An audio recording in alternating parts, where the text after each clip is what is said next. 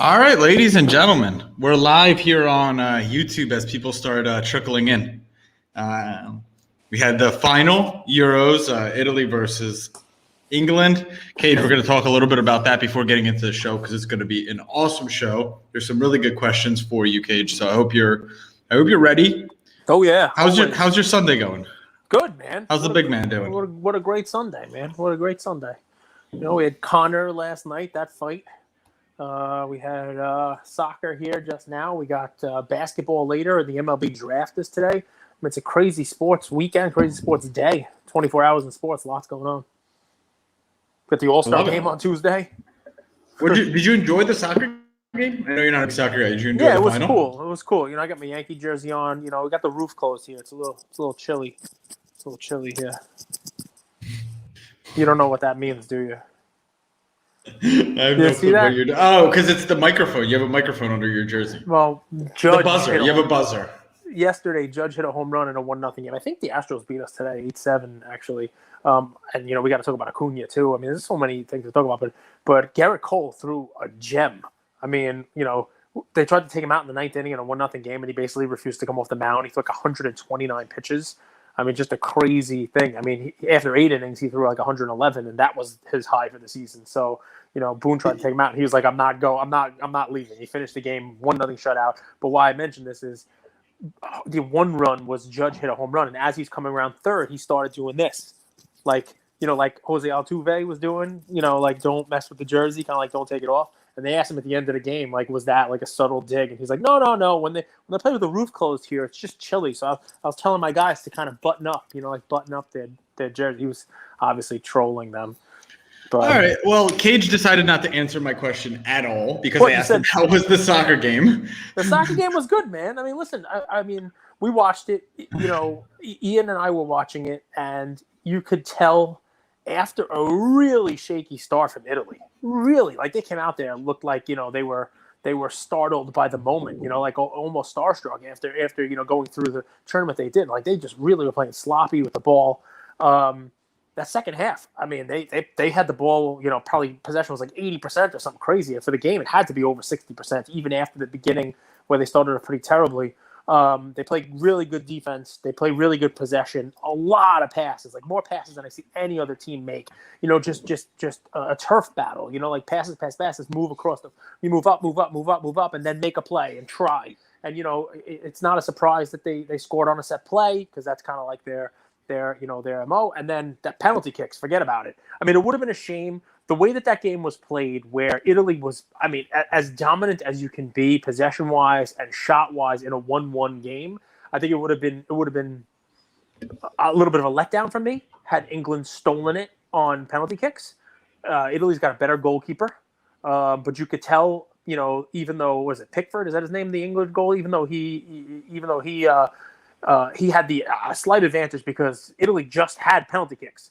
So you can kind of study. You can kind of like know where these guys go. And you could tell he did, right? He was doing his homework because he stopped a couple of kicks. Even that, I mean, you want to talk about just a crazy ending, right? And then twists and turns. I mean, the English team with a minute left subbed in Rashford and Sancho so that they had them for penalty kicks. And Rashford's was terrible. I mean, there's no excuse for that. Like he didn't even put it on net. Like, you know, he hit the post and out. Sancho's at least was on goal and got stopped. And Italy, dude, what was it, Jorginho? Is that his name? He missed. I mean, just the back and forth, and you know, way to go for the Italy goalie. It's the ending that I think it should have had. It was really exciting. You know, I wanted to come on and say how boring soccer is and why do we waste 120 minutes of play just to go to penalty kicks anyway. And I was going to make this whole argument of how it's stupid and all these penalty kicks. And yes, Italy has just had penalty kicks, but I guess that's probably because of the style that they've played. The last time a finals like this was settled on penalty kicks was like in the 70s. So the argument I was going to make is kind of stupid because if it hasn't happened in 40 years, I can't be like, just skip the game and let them play on penalty kicks. So anyway, that's the deal. Thanks, I agree, Manny. I love listening to Cage talk footy. For me, it was two takeaways. One was Chiellini horse collar tackling Bakary Sagna. Did you see that? And the second thing was, and I said this to my buddy as soon as the coach took Henderson off and brought Rashford and Sancho on. It was a huge mistake. there's a solution that forwards are better PK takers than the rest of the team, and that's not the reality, especially when they're young and inexperienced.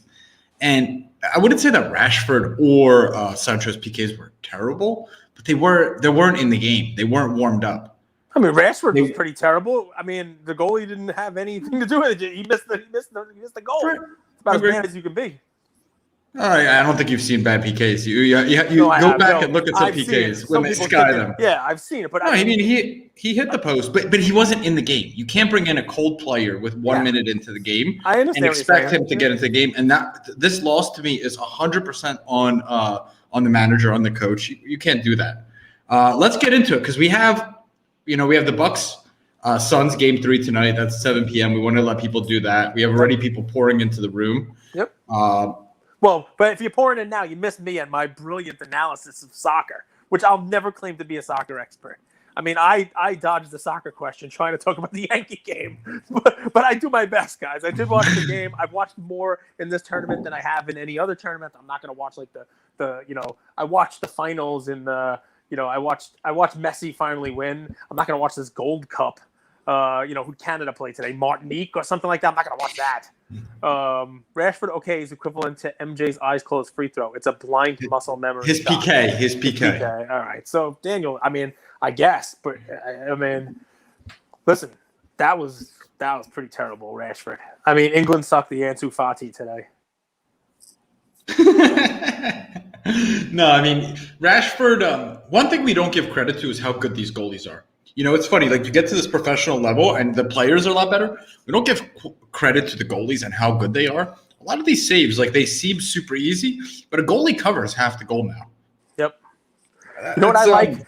I said to Ian, I said, watch this Italy guy. He's going to kick it right where the goalie's standing. And you can't always do that, right? Because, if you kick too early, you're going to do that. The goalie stands there. So, watch, and he did it right down the middle. Like kick it where the goalie is, let him dive. It doesn't matter where he goes. Sometimes they get it with their feet.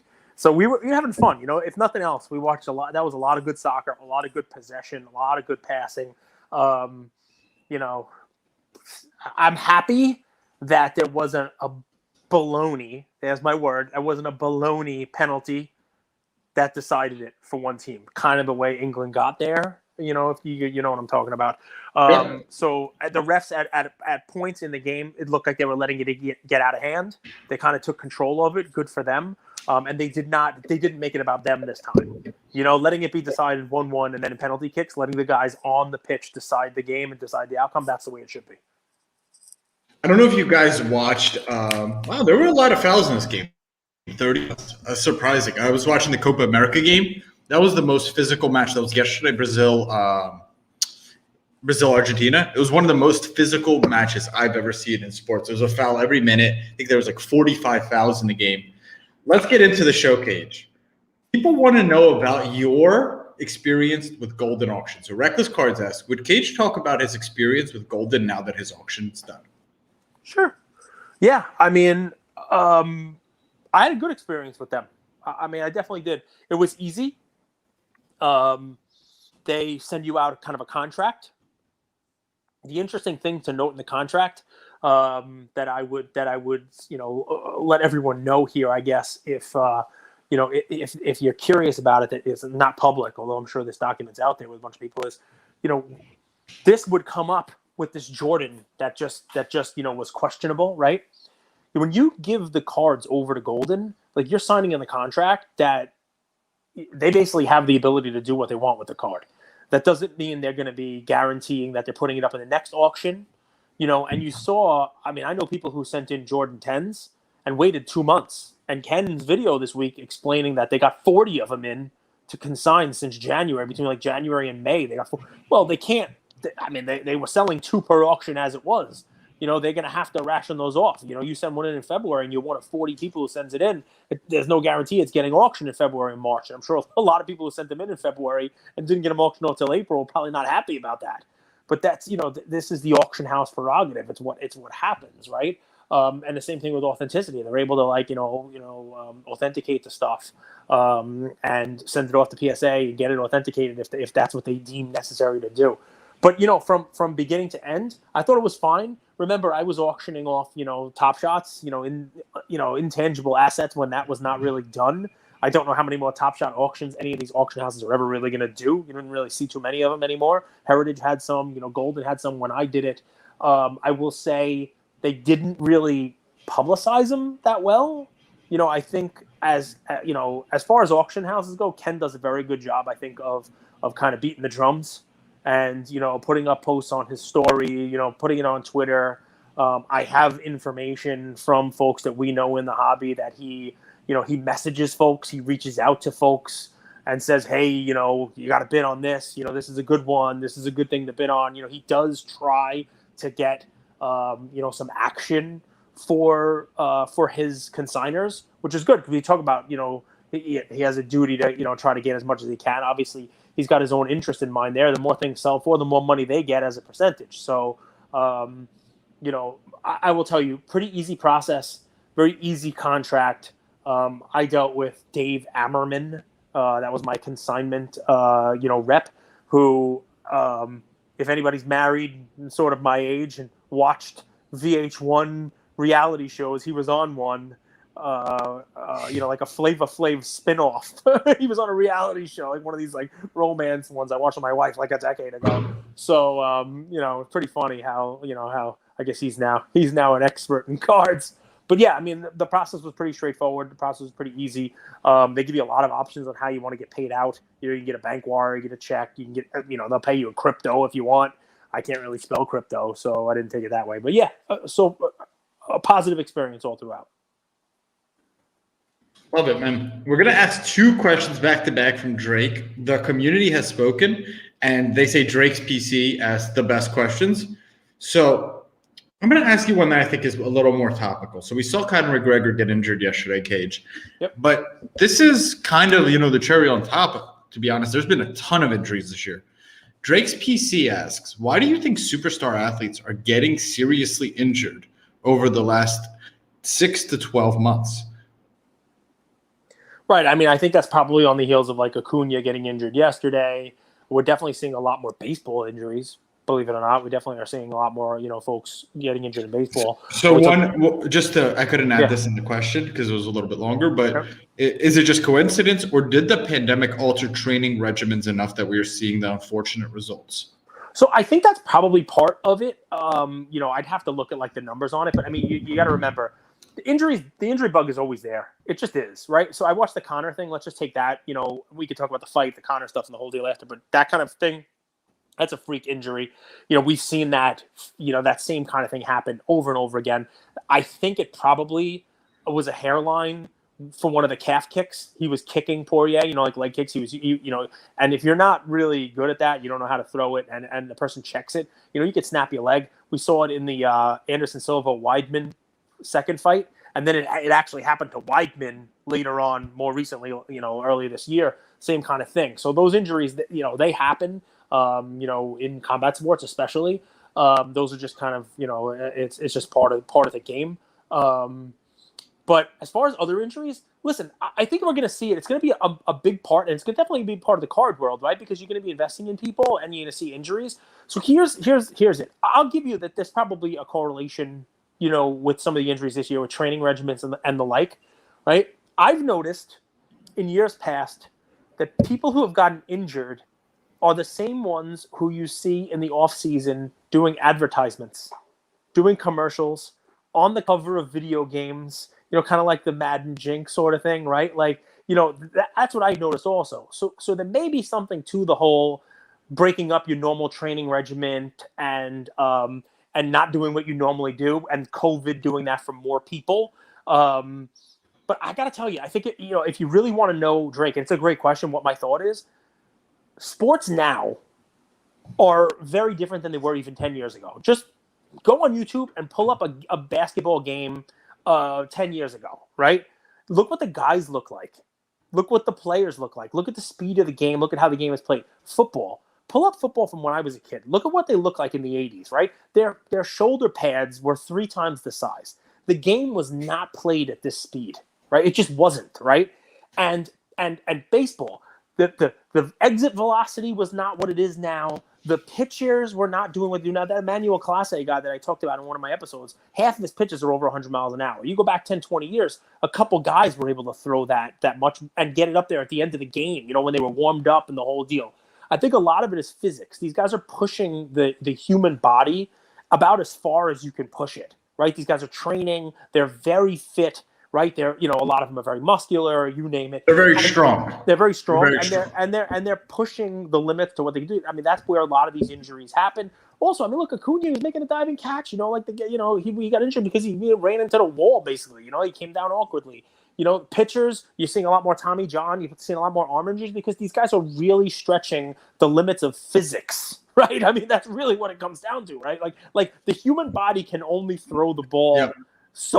So fast, right? And so many times, right? So you could get stronger, but your ligaments and your anatomy is the same that it's always been, and it takes time for that to catch up. So that's a deal. And you see like freak athletes, right? Like talk about John Morant got injured this year, right? He came down on an ankle. You watch John Morant and you're in awe of the things that he does, the athleticism, the fact that he's able to explode the way he does, and the fact that he basically plays his whole game above the rim, and it's an athletic style of game. So it shouldn't be that much of a surprise that he gets injured because he's doing things out there that make him more prone to being injured. He's not playing the type of game that Oliver Miller used to play for the Phoenix Suns. Look it up if you don't know what that guy looks like. It's a fun picture. You can throw it up on the live if you like. Just type in Oliver Miller Phoenix Suns.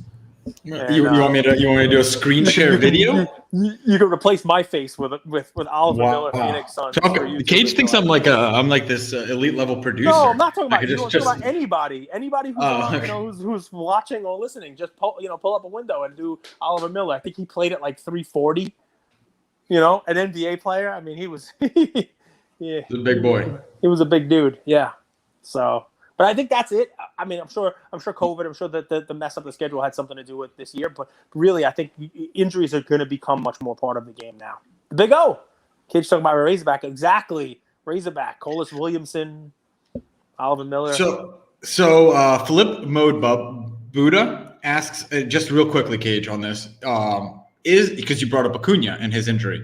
Is Pache a play with Acuña down? I mean, Christian, he should get some time, right? The funny thing is that while I like the Braves, I think the Braves as a team take a huge step back without Acuña.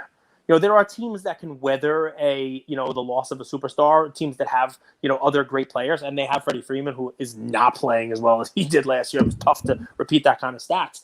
But Christian Pache is one of those players that I think is a nice, third offensive option. He'll be nice behind somebody like, a Acuña. I don't expect him to come in and put up any numbers like that. Will he have more playing time? Sure. I mean, if I were looking to make a card play on this, I think I knock everyone on the Braves down a peg. Sure, Pache is going to have more playing time, but he's going to be playing now in a lineup that doesn't have Acuña to drive him in. I think everybody in that lineup gets a hit. Drew Waters is another guy on the Braves. Let's talk a little bit of cards here, okay, Cage? It's what we do. So Drake's PC asks, right now, shiny cards, gold, silver, refractors, etc., are all the rage. It hasn't always been that way. Do you see these cards cycling the same way the market does and falling out of favor?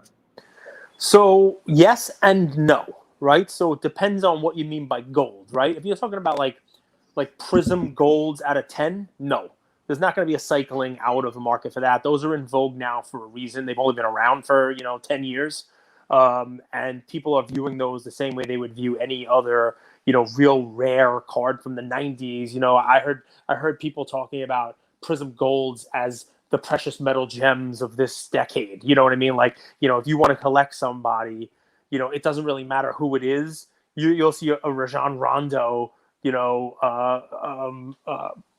Prizm gold sell for crazy money because just like any other precious metal gems is going to sell for something. There's only 10 of those golds. Now, if you mean gold, like Topps gold, like the ones that there's 2,000 of each one, sure, that's possible. If you mean, refractors in that way, sure, there's a lot of refractors. Refractors, for the most part, are not numbered, just like silvers are not numbered. And I think we've already seen those get beat down because the market is cycling away already from silvers and refractors, the non-numbered parallels, and move towards those lower numbered parallels. Drake, I think it was Drake. You know, he's the Peyton Manning collector. If memory serves. Linchpins. He got that also linchpin cards. Exactly, the linchpin card, which is a cool card. I need to add a couple of those to my collection as well. Cool little perforated cards. Cards like that, those 90s inserts, early 2000 inserts, you know, where in high grade, they're limited, even though they're not numbered. That's where I'm actually focusing my personal, you know, collection focus on right now. I think if there's going to be a cycling, I think that might be, and we've already seen that, right? I mean, with the precious metal gems and the jambalayas and those type of inserts in the 90s for basketball. Yeah, I mean, listen, Drake, we're in a brave new world right now. If we're going to be honest, I don't know what's going to be big, and I don't know what's going to go down, because we're now entering this weird phase of this boom where the whole thing could go away. I don't think that's going to happen. I mean, but we're still in sort of like a downward trend overall. You know, I'm hoping something picks that up, whether it's, you know, crowning a champion in basketball, whether it's, you know, baseball postseason, whether it's the start of football, you know, whether it's we're really done with the glut that came in with that February Goldin auction and spike. You know, we kind of talked about that in February, that there was going to be a lot of people looking to cash out. And ultimately, that supply that gets dumped in the market, it's all going to get sold. And you're going to have new floors on every one of them, because the people who are now buying those are buying those higher than they were in a year ago. And I think, you know, eventually that kind of levels out and goes up. And my hope is that everything goes up, Drake. I mean, my hope is that everything, you know, slowly starts to move up, whether it's base cards, you know, whether it's silvers, golds, refractors, you know, you name it. I think it's going to take a longer time for the stuff that just cycled up to go back up. And, you know, the evidence I have of that is twofold. You talk about like Trey base Prizms and those kind of things. Like, he just played about as well as you could play this year. Like, anybody who was investing in Trey would have signed off in the beginning of the year for the way that he did. And his cards they did not react. They actually went down. And I think you're going to combine that with the fact that there's still a ton of cards like that coming back from PSA with their millions of cards backlog. I think it's going to take a while for cards like that to actually move up. I think they're finding a floor now, and they will start to turn. But I wouldn't be investing in those cards presently. Okay. Let's say what's up to some people from our audience. Okay, so Anthony joined. He just got done work. He's saying, "How you doing?" What's up, Anthony? How you doing, man? We got Pack Luck Cards in the house. We got Andrew in the house. Andrew Ladson, Forza Italia. We got Manny Flores in the house. We got Adam McNanny. We got Above the Rim Cards. We got tons of people in the chat. We're gonna take a question from the chat. Funny one or WNBA one? Pick one. I want to make a bad joke that's one of this. It's the same question? It's the same question. Just kidding. No. Andrew Latson asks, if not for LeBron, who would you have as the main character in the SpaceJam movie? Did he call him LaFlop? Yep. I love it. Ryan Bitter in the house. What's up, Ryan? I don't know. You know, I mean, I think we just saw SpaceJam yesterday, and the Nigerian Toon Squad beat the American, you know, team of space fun, right? I mean, talk about America doing some good stuff. Meanwhile, Bam should have been playing for the other team. Talk about meme worthy, right? You know, like Bam's half Nigerian. Is he really? Yeah. I mean, like, those guys were like, "What are you doing, man? You should be playing for a winner." So I mean, listen, hey, bud, if you could replace LeBron in SpaceJam, who would you put in there? Another basketball player. Who would you put in? Bam was a really good rebounder. No, not Bam. I was just talking about him because he was playing in the Nigerian game on the Team USA. Who would be like the star? Who would be like the big star? Would it be Durant? Meh. I don't know, man. Maybe Chris Paul wins a final tonight. Maybe you throw Chris Paul in there. You know, have him show up. Maybe he plays against like an evil version of him. Maybe Cliff Paul plays on the Toon team. Bless you, buddy. I don't know. What's funny about it is it's right now. I have to give LeBron his credit. He's the king of basketball right now. Until somebody else takes. How did you not go with Shaq? How did you not choose Shaq? Shaq's not a real player right now. Shaq's not. You know, I would have to go with an active player. I have to go with an active player. You know, Shaq's doing movies like Uncle Drew. No, I mean right now, you know, as far as brand, as far as like global reach, as far as like who you'd put in a movie, is there anybody close to LeBron in the NBA right now? I would go Shaq and Charles. I would have Shaq as the hero, Charles as the villain, or Charles as the hero, Shaq as the villain. It would be unreal. Yeah, I mean, listen, you could say maybe Luka. You know, that could be interesting. You know, maybe Giannis. I mean, who else would I put in there? Shaq and Barkley would be a very funny version of SpaceJam. But I think what he's looking for is who's the main character, like who's the NBA player right now that I put in instead of LeBron, and that's a real hard ask. LaMelo. It's a tough ask. There's not anybody who's ready to take that, you know, that crown from him. You know, I mean, we could have like a very like rap hip hop version, Dame Lillard, maybe, you know, he could be there. Lillard could rap the soundtrack. Ryan Bitter, good job. Great minds think alike, Ryan. It's exactly where I was going. Lillard can do a rap version of Zion. Zion would be. See, Victor, I think it might be too soon for Zion. I don't think, I mean, as far as like who could potentially be the next face in 10, 20 years, something like that, sure. I think he's got the potential for it. He could be the global brand. But right now, I don't know. I don't know if Zion, you think he can act? You think it's Zion? I mean, LeBron can't really act, but I mean, that might be, Victor, good call. You might have to go with Zion. That's a quick WNBA question. Sabrina Ionescu, I pronounced it wrong. Pack of cards. What's up, Colin? With the hype of Sabrina Ionescu in the WNBA, should we slowly start to see a rise in Prizm WNBA cards, or is this just another fad like tennis cards? Fad. And I will, you know, peel back the layers of this a little bit, right? With any type of card investment you do, right? I poo on people saying, you know, buy what you love, right? I say that all the time, right? I take a big dump on that. I spit on it like an outside pitch, right? But there is some modicum of truth to it, right? There really is. There is some modicum of truth to buying what you love, because you have to buy what enough people love to make it relevant, right? And I'm not saying the WNBA is irrelevant, right? I'm not saying that at all. It obviously has a fan base. It obviously, you know, it does well. But how much of its fan base is a card collecting fan base?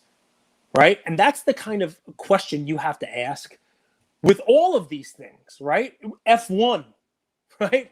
I mean, tennis, sure. Okay. Tennis, interesting, right? You know, there are a lot of tennis fans. Golf, right? Is golf collecting cards going to be part of what stays? Or is that just hey, we've had a boom here. I've been saying this for Andrew knows 2-3 years. When you have to pare down your collection, right, you're probably going to sell Sabrina's cards before the tight end of the Browns. You know what I mean? Before, you know, I'm not even talking about like high-level players, but you're going to sell WNBA cards, golf cards, tennis cards before you sell anyone in the 4 major sports. So that's my take on it. I mean, I really do think there was a lot of hype in a lot of these things. But listen, that's not true for everything, right? So Andrew's a fan of Marvel, right? I mean, Marvel is not one of the major 4 sports. There is a huge market for Marvel, a lot of fans of it. It's just the same question applies. Are those Marvel fans of the movies, fans of the show? Is that going to translate over to collecting cards, or are those guys more comic books? So that, you know, you still have to do the same analysis there. But to the question, Pack Luck, it's great that Prizm put out a product. I think you see it with the UFC products. They're already coming down. You know, the UFC market is huge. UFC, you know, as a sport is a huge global brand. But I can tell you from experience, the card collecting universe of UFC, it's not that huge. It's just not. So. What do you think? You talked about this real quick. We don't have to beat a dead horse, but what do you think of Team USA losing to Nigeria? So a couple ways to take this. Popovich says it's a good thing, you know, it's a wake-up call and all that stuff. I mean, anytime that team loses, it's going to be a headline. But you got to remember, even Nigeria has, you know, they got at least one player from the Israeli Professional League. There's at least one NBA player on there. You know, I think he plays for the Heat. KZ is his name. Yeah, and they hit almost 50% of their three-pointers. You know what I mean? If a team's going to go out there and hit like 20 out of 42 threes, I mean, they're going to beat you. You know what I mean? And look, these guys, they probably practice 3 times with each other. It's an exhibition game. You know, I'm not really reading too much into it. I still think they're the favorites to win the whole thing. You know, they probably win the gold medal, and I think everything will be fine. Maybe it is a nice wake-up call. You know, I don't really read too much into it. Like I said, it's an exhibition game, and, you know, I mean, good for Nigeria. I think they're ranked 22nd in the world or something like that. So. Daniel Burton says that Italy has 8 or 9 players. My take on it real quickly is Nigeria, yeah. We have this recency bias, you know? Bradley Beal, Kevin Durant, Lillard, these guys, like, they seem like they're great players, and they really are great players. Yep. But if you look back and you compare them to the dream of the greats of all time, it's clear that there's a tier or maybe even 2 or 3 tiers below those. That's what I say. Well, I mean, they just added 3 players to the team. You know, I think Sadiq Bey, who, don't get me wrong, remember I gave him as a play, and the dude made All-NBA first team. But, I mean, Sadiq Bey and a couple of other guys just added up to the squad. I mean, that's not dream team. You know, that's like I'm awake team, you know, and I'm awake and I'm not going to watch the game because I don't care to watch Sadiq Bey play team. So. I hear you, but, like, I mean, they still have some really on the surface talented players. Anthony asked, did you guys already ask the Acuña question that you sent in the group? I don't believe so, but I'll double check. William Martin says Precious from the Heat and Mike Brown coaching. Let's go to a really quick one. Young stars in the NBA. Joe LeConte Payne asks, start, bench, cut for next season. Patrick Williams, Obi Toppin, Denny Avdija. Start Patrick Williams, bench Obi Toppin, cut Denny Avdija, which, by the way, you know, if anybody listened to this, you guys knew how high I was on Denny Avdija. He looks really timid out there, and if that doesn't change, he won't ever be anybody who's cardboard relevant. His game has not translated to the NBA. He's one of these guys that will potentially be a good role player. He started, which you know, normally I would think a rookie starting for a team that has these offensive weapons would be good, would put some numbers up, you name it. I bet you he doesn't start this coming year. I bet you he's a 6th man. And if he does start, they're using him for rebounds. You could probably pencil him in as like an 8-8 guy for his career, somebody who, you know, who plays half the game, 2/3 of the game, and doesn't really have much of a high ceiling. That's not what I'm looking for in somebody I want to keep on a team. Obi Toppin did not start this year, but who knows what the Knicks are going to do, who they're going to bring in. And this is a high flyer. He's an exciting guy who they need to get on the floor more. He's also somebody who, you know, who, like I say, plays well above the rim. Denny does not. He plays on the ground. He's got like a 4-inch vertical. So Obi's got some cardboard relevance in that regard. And Patrick Williams, I mean, this was an easy start for me because I watched the game. I think that team is on the upswing. And I think, you know, I mean, listen, Conrad can't say enough good things about this guy, and Conrad knows basketball. Yeah. I watched a bunch of Bulls games last year because, you know, I was telling everybody to buy Kobe White Top Shot moments at $3 before they went up to $100. And I watched as many Bulls games as I could. I told everybody about Zach LaVine being an all-star beforehand. But Patrick Williams stood out. I mean, he's a guy who looks like he can play. He's got to grow into his size a little bit. You know, he's got to work on, you know, his interior defense a little bit. You know, he work on maybe a little bit of a mid-range jumper. But he has all of the tools to be a really, really good player and potentially an all-star. Probably not next year, but maybe the year after. So that was an easy one. Start Williams, bench Obi, and cut Denny. I think you're going to like this next question. You're going to really, really like this. So this is from MGP Collectibles, okay? Mm-hmm. He says, without question, PSA is more strict on grading, okay, with 10s being harder to come by. What does this mean for the hobby long term? Does this mean that the PSA 9s are going to increase in value? Do you think people are going to do less breaking? Are fewer people going to grade? Take it away, my friend. There are so many ways to go with this. So many ways to go. And listen, every time I say PSA is being more strict on grading, somebody comes out and tells me that's wrong. Somebody tells me it was me, that I just sent crappy cards in. You know, somehow I forgot what cards should be a 10, right? So you know, and I know that's not the case. So I'll go with the question. I'll agree with the premise that PSA is grading harder, 10's harder to come by. What do I think that means? I think it means that you're in good shape if you're sitting with a lot of 10s now of quality cards, right? Not cards that are still going to have 10s come, even if they're at a lesser clip. If you're sitting with quality cards with 10s, there's going to be a premium on those 10s that are already in the pipeline. And what does it mean for breaking? Right? When you combine the fact that it's harder to get a 10 with the fact that there still is no PSA value grading, I'm shocked people break as much product as they do already, right? And I'm not talking about like the high-end stuff, right? I'm talking about like the lower-end stuff, like, where people are on Instagram breaking every night, and it's like, oh, let me get this product. I like breaking a box of Select with Ian, just one to open and see whether or not we hit something cool. He opens it up, it's shiny, it's colorful, the whole deal. But I'll tell you, it used to be every Friday we'd open up one of those boxes, and I would pull 3, 4, 5 cards aside, put it in a penny sleeve and in a semi-rigid, and I would stack them up until I had 100 of them and get ready for a value sub, right? Because it wasn't worth doing it any other way, right? And that would be, previously, it'd be $8 a card if you got lucky. And then it was $9 a card if you sent in more than 50, $10 a card, $12 a card. That's not there.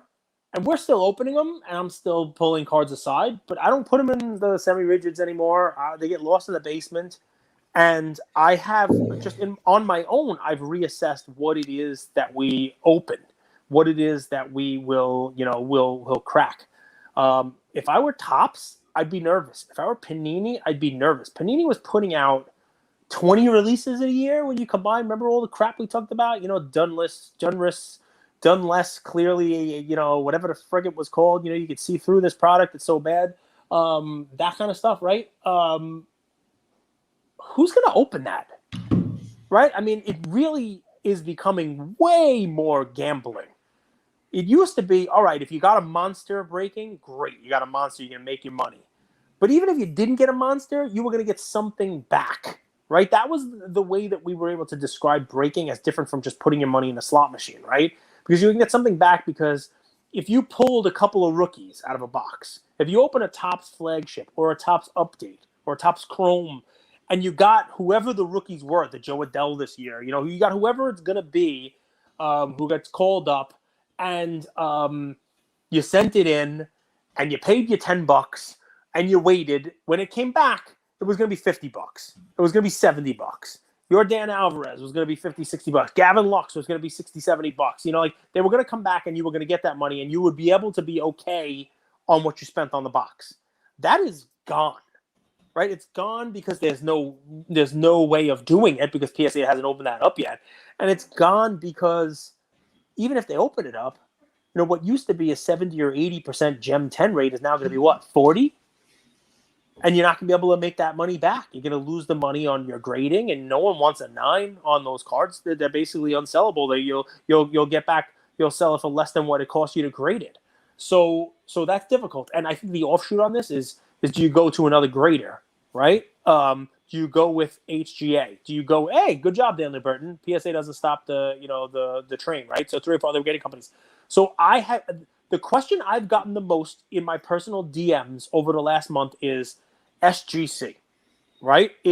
I'm sending it to SGC, and they're meeting their turnaround times. They're doing their turnaround times. And I say to people, okay, you've been doing this now for 2 months. Have you gotten a lot of 10s? And people say no. So even SGC is also turning these things around with 9.5s. And the follow-up question is, when you get a 9.5 in that nice tuxedo case, how much are you getting for the card? And almost uniformly, the response is people don't even want to buy them. I got to put it at auction and hope to get back what I got, what I have into the card and the grading and break even on it at a 9.5, right? So yeah, you can go with another company, right? You can definitely grade. Let's talk about HGA, right? It's very difficult for me to answer about HGA because of the track record. It's not there. They've been out for a couple of months doing their grading, and there's not a lot of evidence right now with a majority of cards as to what they're going to sell for in relation to PSA and SGC and the other ones. But I will tell you, I'm utilizing HGA because when I pull these shiny cards, when I pull, like I say, a checkerboard out of a box, or when I pull one of these, I did a live break with Ian yesterday of a box of Prestige football. And we got these really cool, like billboard looking Etienne, the running back who's going to be on the Jaguars. And it's got it looks like a billboard. It's shiny. Like that's the exact kind of card I'm going to send to HGA with like a custom, and try to match the card up with the slab and that kind of stuff. But the follow-up question that I'm sure our audience has, while they're watching this is, but is that to sell, right? Is that something that's going to be worth grading with them to sell? Like, what's the return on that? And honestly, the data isn't there yet, right? I know from the limited stuff we've seen, HGA sells pretty well. I think it's because people like the cards in the slabs, but there's very limited data right now. I think in a few months we will know, where that stands, because they're now up to 15,000 cards being graded, each time they do it, 15,000 a week, and they're opening up to people, now to grade, I think up to like 99 cards, where it used to be 5, and then they upgraded it to like 8. So we're going to start seeing that data, but you're right. There are other grading companies, BGS as well. I think they're also, difficult, grading wise, and BGS 9.5s, they're basically PSA 9s now, right? And price, we've talked about that happening for a while. So, it's just, here's a good comment. Packla Cards is testing out new grading companies. And also, if you have a take on Whatnot, people are curious, we interviewed Luke. What's your take on Whatnot? It's a similar app. But he's testing out the Grading Authority, TGA, also on there. And Whatnot is an app where breakers and sellers can auction off their cards at scale, is the way I understand it. Do you have any take on it? So at the Bleecker trading event this past week, people were buying cards from me with the specific intent to sell them on Whatnot. They were looking through my cards saying, okay, I have to find ones that I can flip on Whatnot for a little bit more, what they consider like lower level cards with auctions and things that there's going to be a wide demand for. You're talking about your trays. I mean, like Ja Optics and Prizm, Zion Optics and Prisms, those kind of cards. Is the goal, Cage, to capitalize on people's emotional buying? So Yes. There's like a really short period of time for people to buy, and if it's like a slightly in demand card, it could sell for higher than eBay prices. Yes. This is 100%. Does it benefit the buyers or the sellers? Like Whatnot, who would you say the app's for? So it depends, right? It is an ease of use way to get on the platform, right? So if you are a seller and you don't have another way of doing this, right, and you want to break and you want to do auctions, you can get on there, and so in that regard, you can sell, but it's dangerous also for somebody like that, because they're not going to have 20, 30, 40 people in their chats when they list a card and say, okay, how much you want to pay for this one? And there's like 3 people there. They're going to sell probably for below market. So if I were a buyer, I'd be looking for those type of sellers. I wouldn't be going in the heavily advertised Sasha T Whatnot.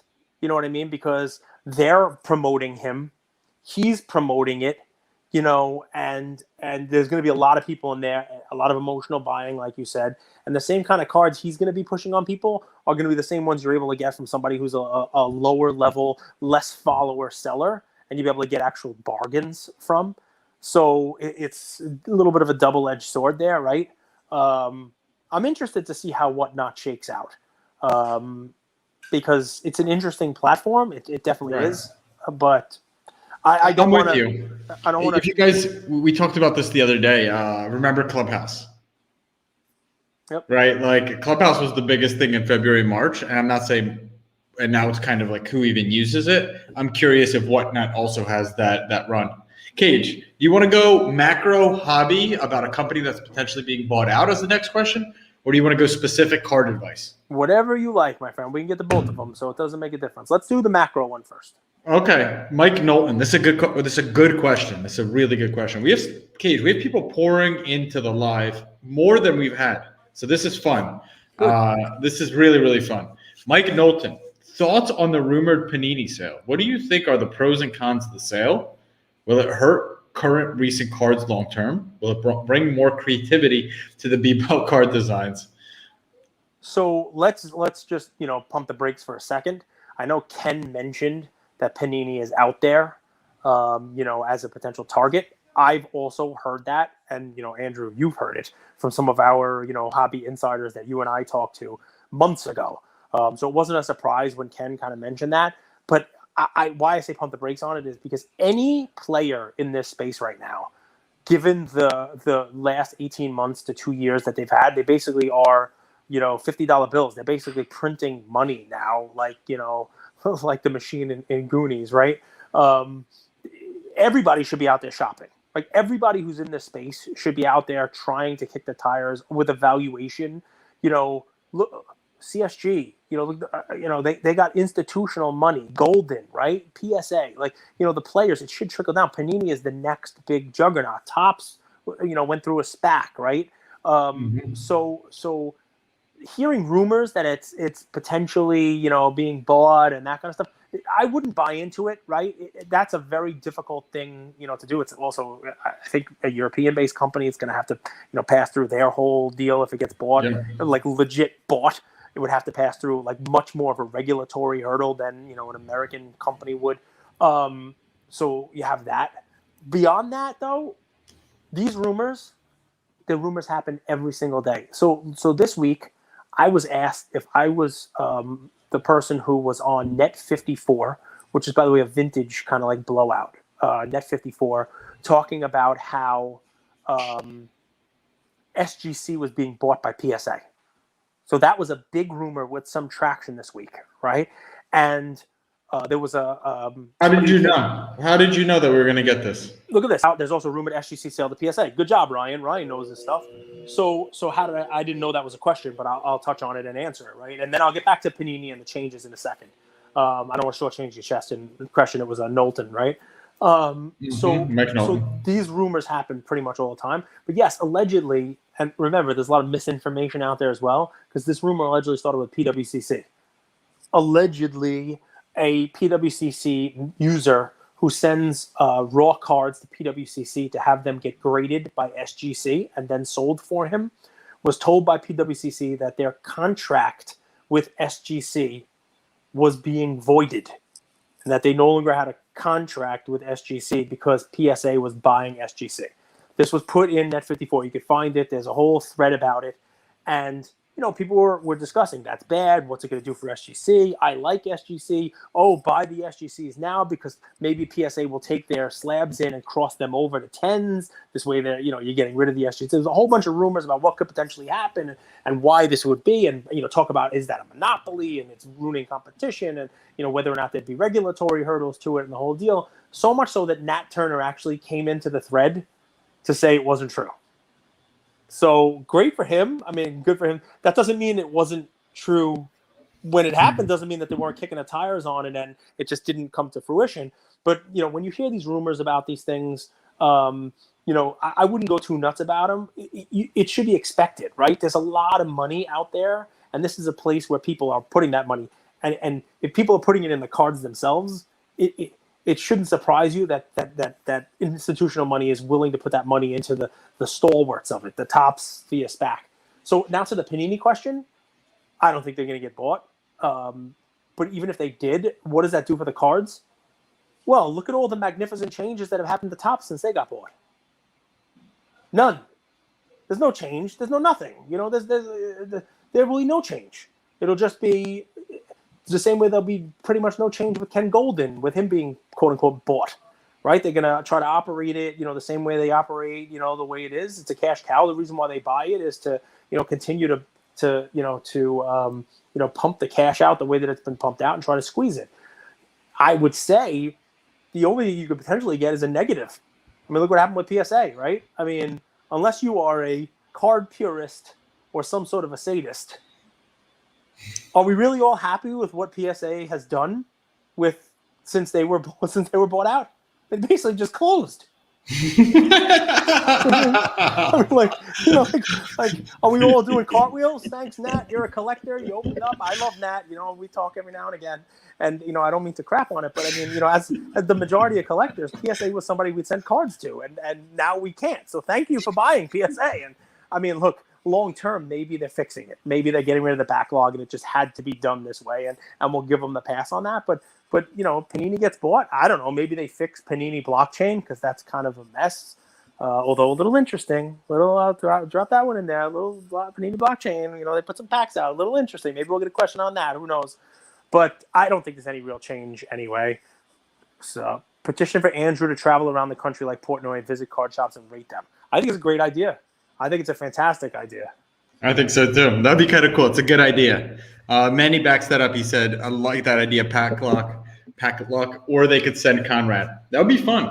That would be fun. And there's, what's cool, it'd be cool to see the difference between some of the newer shops, the card collector too, the guys just like that are young in their 20s and early 30s versus the old heads, the true LCSs. Conrad is a kid reporter. Cage, I want to ask you about Acuña, okay? Yeah, go for it. With a player like Acuña going down with an injury, it's often an easy recovery. It's an ACL, they got it down, and he's young. How do you approach making a play on him, right? Do you scoop up a bunch of PSA 10 base, or do you go rare numbered stuff? Do you do a mixture of the three? Help people out. And this is probably not just about Acuña. This is about injured players in general. Well, Acuña is a good one for it because he, you would expect him to recover from this injury. It just kind of sucks because you're going to lose, the rest of the year of stats and that kind of stuff for him. And, you want somebody that young to just continue to compile the numbers, the stats, the individual accolades and the team accomplishments as well. But it's funny, Anthony, it's a great question because I thought this morning, how am I going to play this? And I personally will probably look for an Acuña gold in PSA 10, maybe BGS 10 if I can find one. Not back down. So bat down is a nice one also because that's cool. But I like the numbered stuff, man. You know me. I like the golds because they actually have a number. I'll never know how many bat downs are out there. You got to figure the Pop Reports does a good job on it, and those are there's not a ton of those out there. I'm not. So then cards. Go ahead. So then cards like White Sparkle and Zebra, those kind of also concern you because they're SSP, but you don't know what the number is. Yes, they do. They do. I mean, White, Zebra, and plus from year to year they can change. With golds, it's going to be the year the product's made. If it's 2021, it's going to be 2021 of them. Next year, 2022 of them. Like what they're going to do next year. They might turn Zebra into something else. Who knows what they're going to do with kabooms, color bursts. All these color blasts, whatever the heck they're called. You never know what how many of them there are going to be if they're not numbered. And by the way, I feel the exact same way about a lot of cards that people really like. Right, Kaboom's one of them. There are so many other ones that are out there. It's a fun break if you're a breaker because it's easy and there's not a lot of fluff. But I have stayed away from Sapphire. Right, the Sapphire tops brand in and of itself. Right, because people love them. They're cool looking. They're shiny. It kind of goes to Drake's question before that this is the way people are swinging. But every time I go on Twitter, I see people with pictures of 1,000 boxes of Bowman Sapphire. I just see tons of cases upon cases of them. And I know when it first started, the Sapphire was supposed to be a pretty limited, run, a pretty limited product. But I don't think it's limited anymore. And I think that they're going to probably, overprint it, overproduce it, and probably kill that. And people like that stuff. People want the Sapphire Acuña, the Sapphire Tatis. People like those things. I know Phil Hughes is on Twitter, pumping up Sapphire all the time. But yeah, we talked about this, by the way, about Burrow. When Burrow went down, we were talking about buying Burrow cards. I said I would pick up a Burrow orange, a color match, and send it to PSA. I buy a nice raw one, and it's at PSA, so it's in one of our group subs. So Anthony asks, so then to follow up, how long do you typically wait to buy after someone's injured? It depends, right? You have to start watching now. Right, because there could be that knee-jerk overreaction, and people who have Acuña cards I got to get whatever I can now. Let me, dump it into the market, right? And the flip side to that is there are other people like you and I, Anthony, that are looking for those bargains and may jump on it. Usually, depending upon the injury, when someone's out for the year, usually a week to 2 weeks after is when those things will bottom out. Usually, now every card, every card has its own. And I would think that there's not going to be a huge drop-off in those numbered and rare ones because people who are invested in those, they have more heavily invested. They're not paper hands. They're not likely to let those drop. Whereas if you are looking to make a play on the base PSA 10, his rookies, the bat up versions, if you're looking to make a play on those, there's a lot of them out there. And chances are a lot of them do come out, and that will cause the price to come down. And the people who are in those, they don't have as much money in them either. So it's easier to have weaker hands. Go for it. I love it, guys. We have a lot of really good questions today. And we're kind of moving quickly. I think this is a faster paced episode. The reason is I want to get people to get to watch the Bucks Suns game 3, and we still maybe have 5, 6, 7 good questions here. Cage, we got to touch on this. So you had a post this weekend about CryptoPunks. So Ryan Bitter asks, Cage, thanks for calling out Gary Vee for his pumping of CryptoPunks while not disclosing his personal interests. Did you think his comment reply was reasonable or fair? Yeah, I mean, listen, guys, we're not card porn. We're not the card police. And, my goal on this is to gauge what you guys think. It really is. And look, give the guy credit. He asked me what I think, right? Because I came out, I put a post out there, and it was almost like a 50-50. Like, hey, guys, does this change your opinion now that you know this? Like, what do you think? And he was like, no, what do you think? And you guys saw what I think. I'll put it out there. I think it's very different with crypto because you can't really hide. People know what it is. And the reason why I knew what it was because he has posted on Twitter that he has these. I don't know how he got them. I don't know if they were someone were gifted to him. I have no idea. But he obviously has a sizable investment. At the floor as of this morning of a CryptoPunk was over $40,000, almost 19 Ethereum per CryptoPunk. And those are for like the floor. Those are like the worst ones. And some of his 50, I think he may have 52 or 54 of them last I checked. So if you do the quick math on that, back of the envelope, it's $40,000 per for the worst one for floor, and he's got 50 plus. It's over $2 million. So it's an interesting thing, but I will tell you this: no evidence that he has sold a single one. All right, and that's different, right? Because you can't call somebody a pump and dumper if there's no dump, right? If you want to give him the benefit of the doubt, right, which I'm going to, right, for right now, if he really believes in them. And he's accumulating them, and he's buying more of them, and he wants you guys to know that he's buying more of them and thinks that they are still an undervalued asset, and he's clear about it and puts that out there, and then doesn't turn around and create bag holders, then more power to him. I mean, this is somebody who has a track record of being right, of moving markets, and of making money for a lot of people. So I wouldn't want that to go away if I was somebody who, knew what he was doing and watched what he was doing. He obviously called a lot of cards. He called the LeBron Topps Chrome. He called the Giannis. He called Luka. He called Devin Booker. And he called Mookie Betts. Some would say he creates those things maybe, and there's like a chicken or an egg type of thing with some of those things as well. But, you could do a lot worse than listening to what he says and then following along. I think a lot of people do that, though. And like I said, that kind of creates a chicken or an egg type of thing. Let's go. Let's do something fun, Cage. So this isn't a question from the audience, but I do want to hear your take. Last night, we had 2 really big cards end on memory lane auctions. I'm going to pull them up and share the screen here. It was the Babe Ruth cards. Yep. What do you make of those last 2 auctions? So I'll tell you, if you're going to put one up on the screen, the Babe Ruth one that sold for $4 million, I mean, if that sold for 6 or 8, I wouldn't have been shocked, right? So this one right here, right? Yeah, the yellow. So that's the number 53, right? It's the yellow. There are no 10s. There's only 1 9.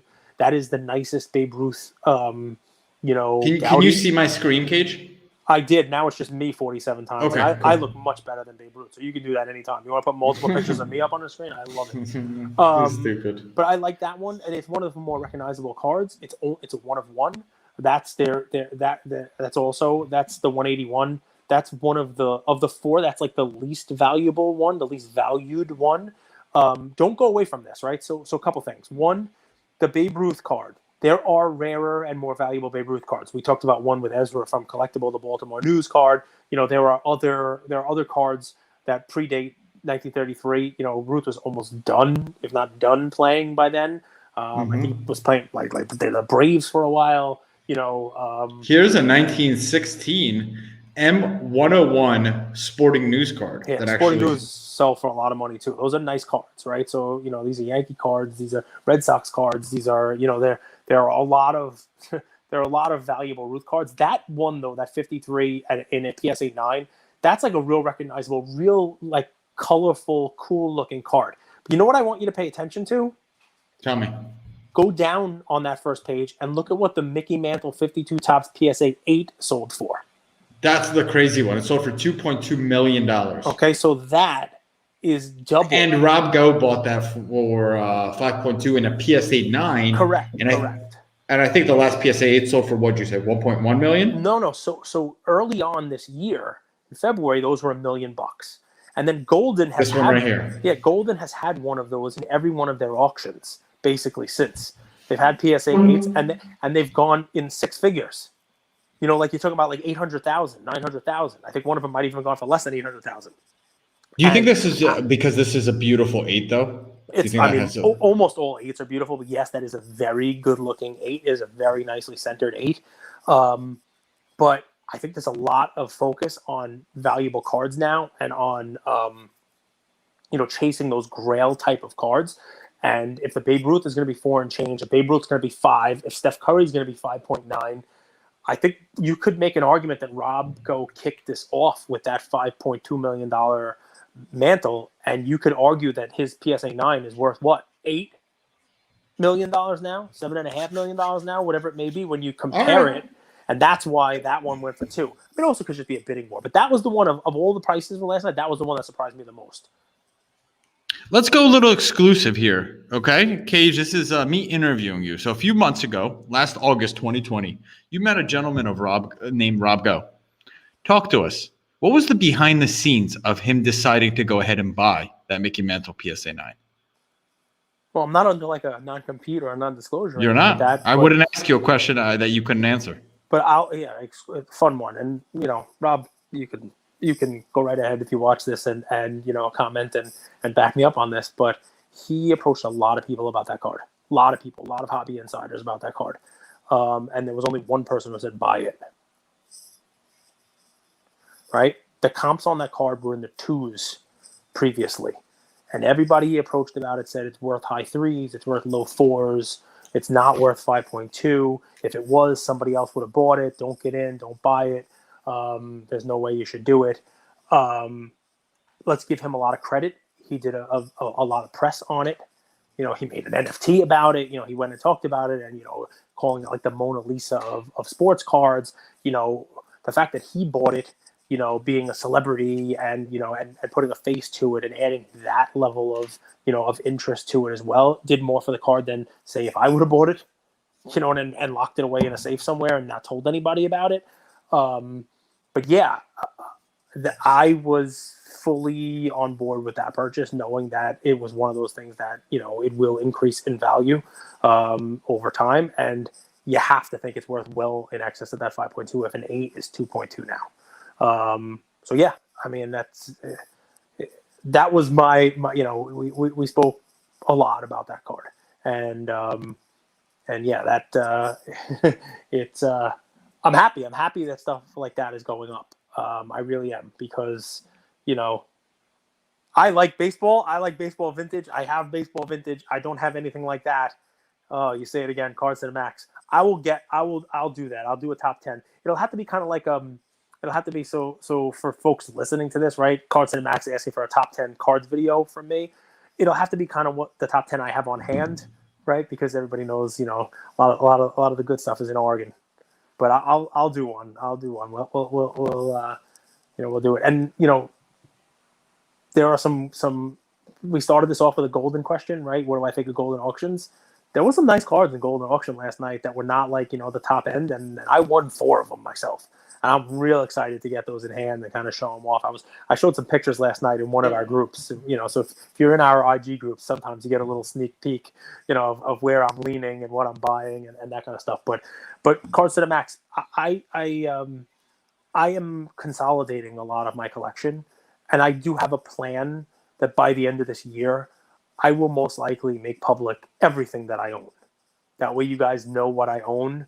Where I stand on my collection, kind of where my leanings are, and it'll make it easier for us to do the picks and plays that we do.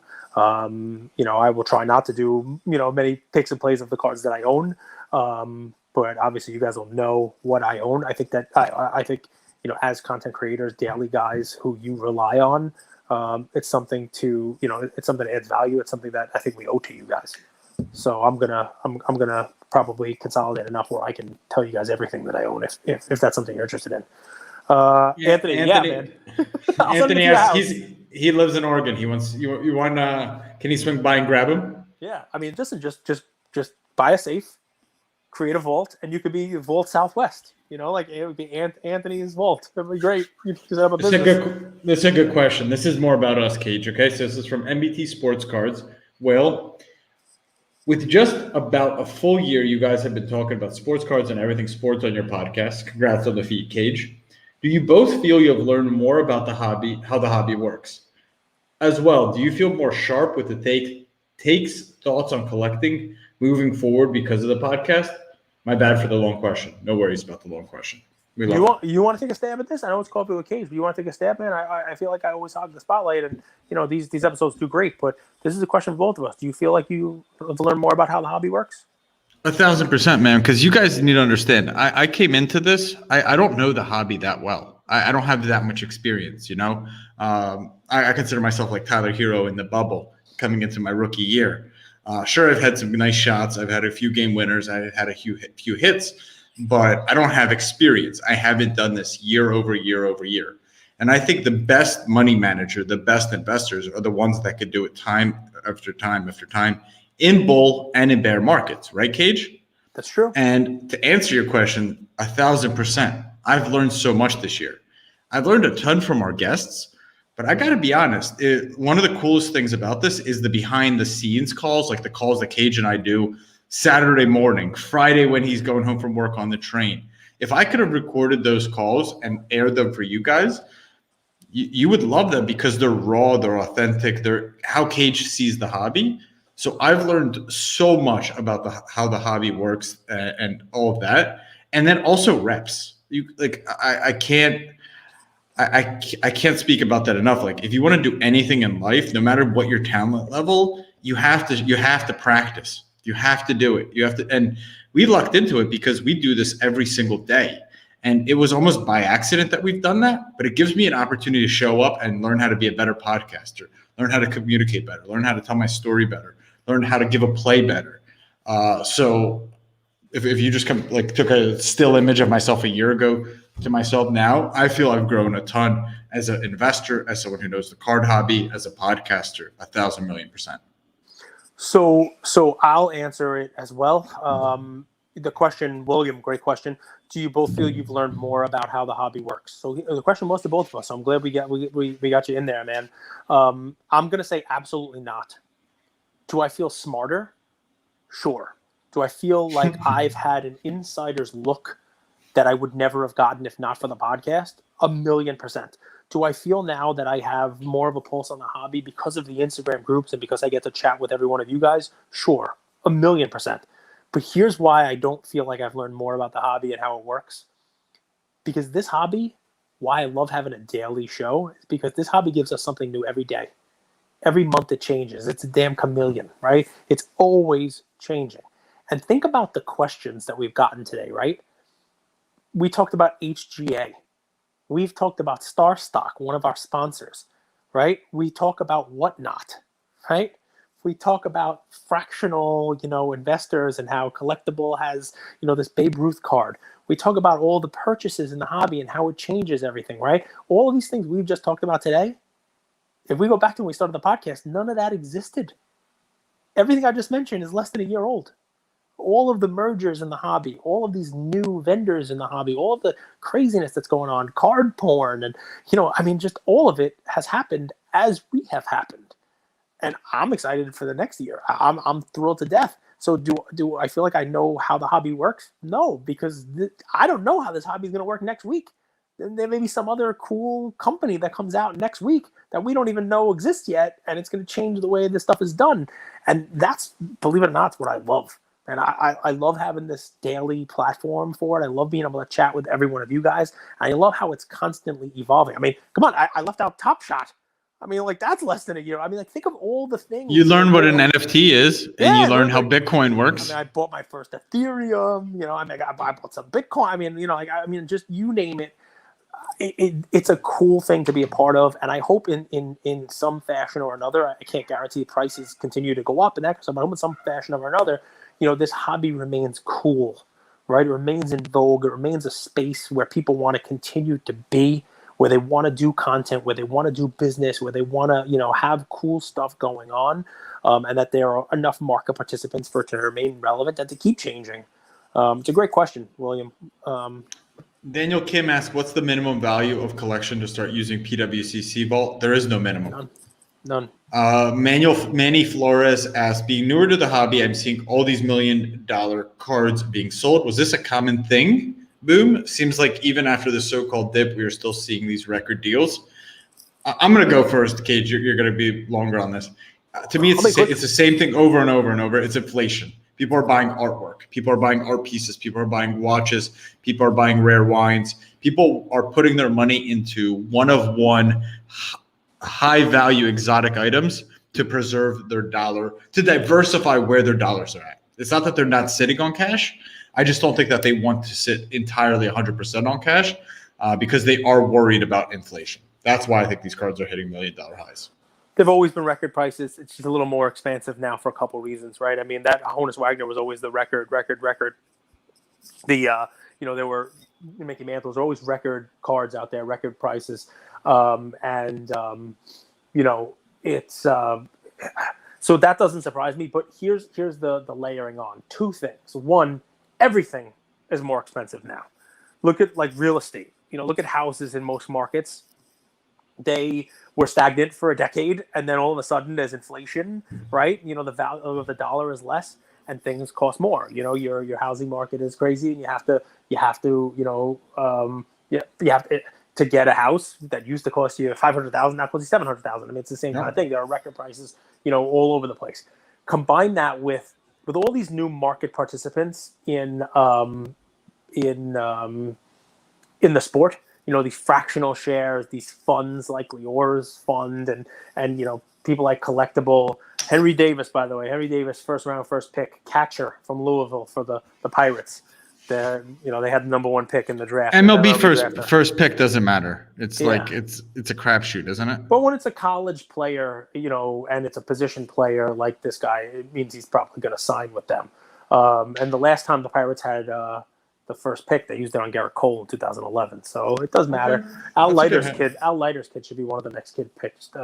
What I meant by it doesn't matter is like there's no like shoe in first round pick like LeBron is like 100%. We got to take this 100%, guy. 100%. And sometimes it also matters whether he gets signed. It might be a great kid from high school who you don't want to waste a draft pick on because he's going to go to college anyway. So, but yeah, I digress because they just made the pick.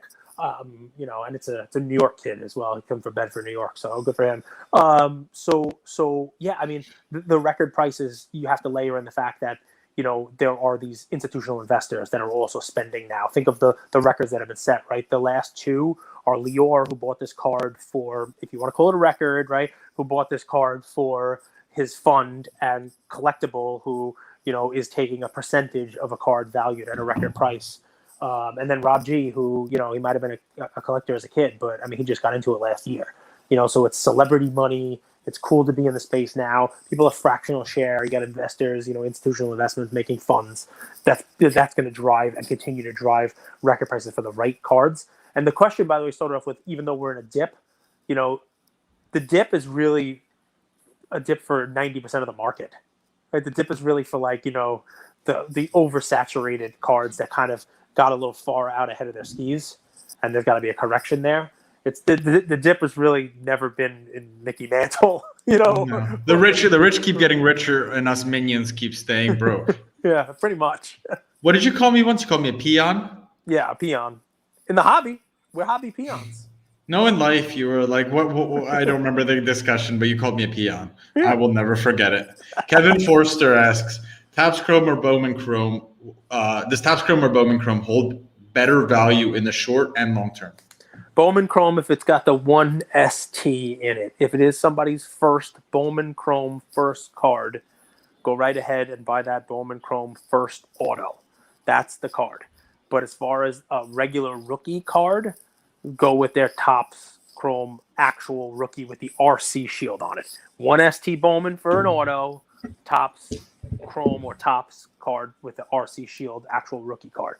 Look at it I use Mike Trout as the standard bearer for baseball, right? He has Bowman cards in 2011. He's got Bowman Chrome cards in 2011. He's got a Topps Update card in 2011. You want that Topps Update card, but if you want an autograph of him, you want his autograph from 2009 Bowman with the 1 ST, the first Bowman autograph on there.